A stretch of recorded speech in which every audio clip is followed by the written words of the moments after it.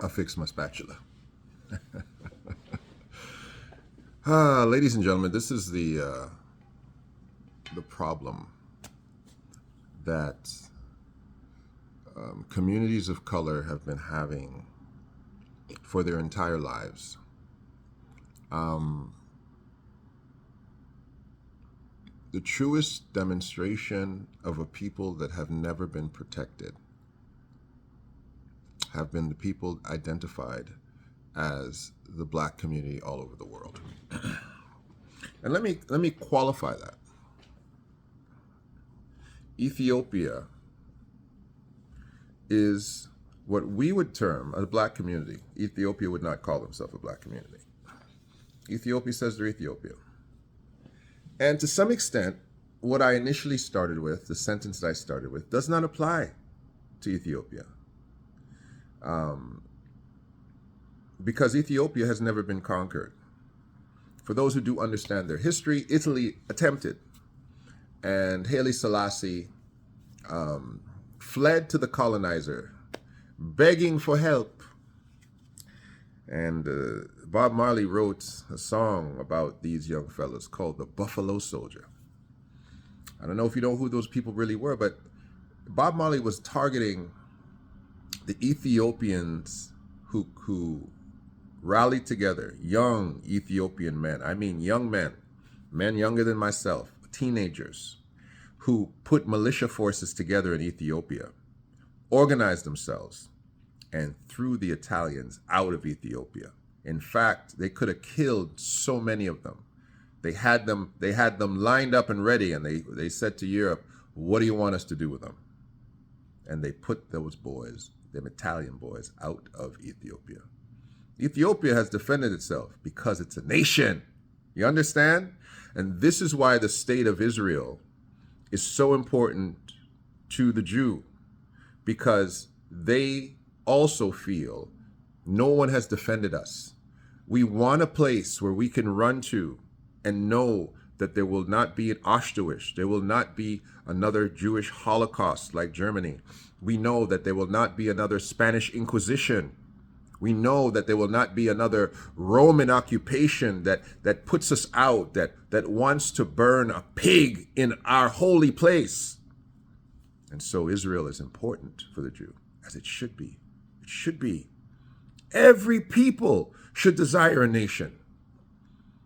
And unfortunately, the African American has believed for too long that America was their safe place. You've believed it for too long. A young lady in my inbox, she's not in my inbox, she's preaching. She's preaching on my wall, and she says, I should shut up when it comes to talking about the United States of America. She's got great relationships with Trump, black woman. She's had amazing relationships with Tucker Carlson. That's the problem. You keep running to massa. You keep being an apologist for people that don't even like you. And it's gotten to the point that you don't even recognize who's for you and who's against you. Could you imagine a black woman sitting on my wall screaming at me, a black man, because she's defending colonizers? This is the problem. I didn't call her out. See, sweetheart, I didn't call your name out, so this is not a direct attack, but I'm using you as an example. You are an example of the problem in the black mind. You are the problem. The mind that thinks that the place where you were imprisoned for 400 years is still home. Now, have many of us stayed in our colonized countries and made it work? Of course we have. We have. But there's a difference between making it work and having Aliyah. The Jew declares that Aliyah, the return, the ascension, to ascend is what it means, is necessary. And many black people in North America and in the United States of America have heard the call for Aliyah and have returned to their homeland, Israel. And this is what I'm talking about when I talk about what is true anti-Shemitic rhetoric, and what is true nationalism of Shemitic people. Every people want a home.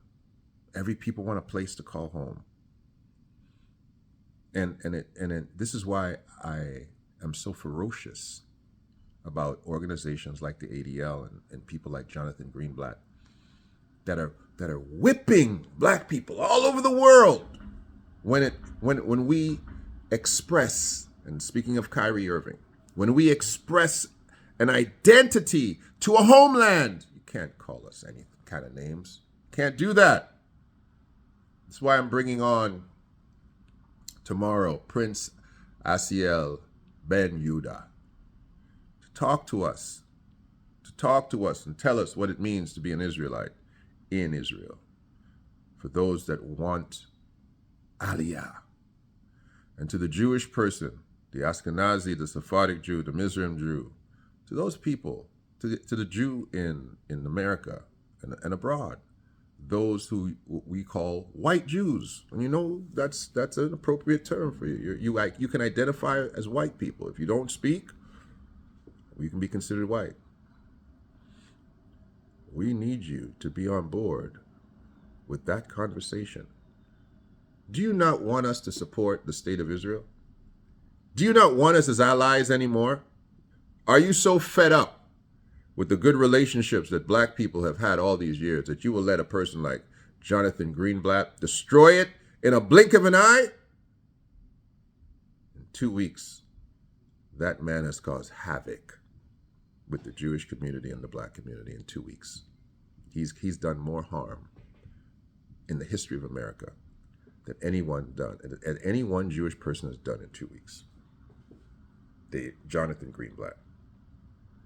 And to the black people who are here, who are listening, if you think that I'm your enemy, then there's something psychologically wrong with you.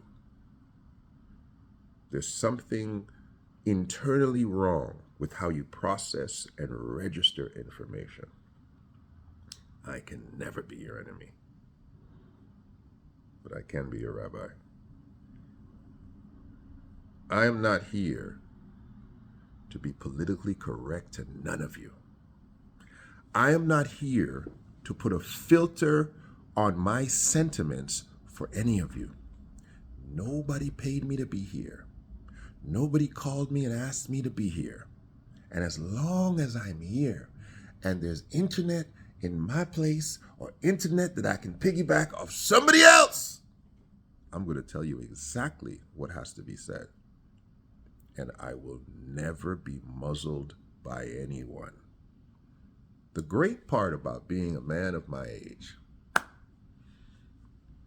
is realizing that there's the hill of ambition is not always worth climbing, but the valley and the meadow of contentment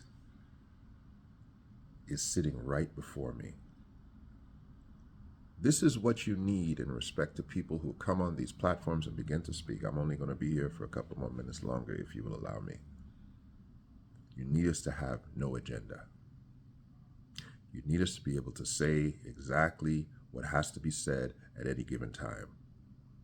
You need us not to be able to be in a position that somebody could pull on our coattail when they think they're saying something outside of the canned agenda, of the canned script.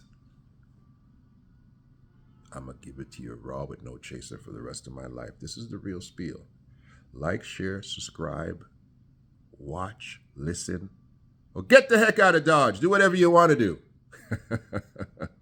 I'm going to love you. I'm going to respect you, but I will say whatever I want to say. And that's how I remain the most dangerous man in the world. A black man with intelligence who can say whatever he wants to say. I'm always responsible with it. I always will be responsible with it because my word is who I am. I am the logos of me, but I am your friend. Like, share, and subscribe. Del K. Brereton. I'm coming back at you. This is The Real Spiel.